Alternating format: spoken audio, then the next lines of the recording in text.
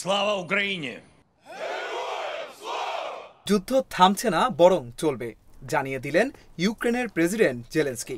ঘোষণাটি এলো ইউক্রেনের স্বাধীনতা দিবসে।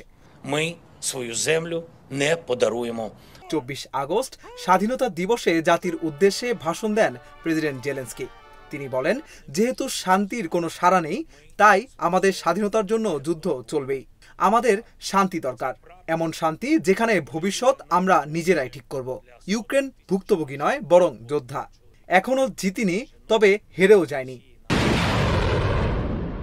রাশিয়ার অভিযোগ, ইউক্রেন ড্রোন দিয়ে রাশিয়ার কুরস্ক এলাকায় একটি পারমাণবিক বিদ্যুৎ কেন্দ্রে হামলা চালিয়েছে। এতে আগুন লাগে। ইউক্রেন হামলা চালিয়েছে রাশিয়ার বিদ্যুৎ ও জ্বালানি স্থাপনাগুলোতেও। এ ঘটনার পর জেলেনস্কির বক্তব্য এসেছে আরও কঠিন হুঁশিয়ারি নিয়ে।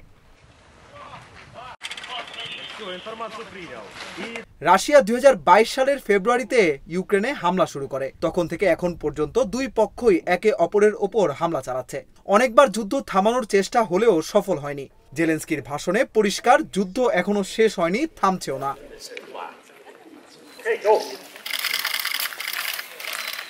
এখন যুদ্ধ শুধু মাঠে নয়, ড্রোন ও প্রযুক্তিতেও। ইউক্রেন এখন নিজেরাই তৈরি করছে শক্তিশালী ড্রোন। বিদেশ থেকেও তারা সহায়তা পাচ্ছে। কানাডা প্রতিশ্রুতি দিয়েছে আগামী মাসে $7.23 বিলিয়ন সহায়তা দেবে ইউক্রেনকে।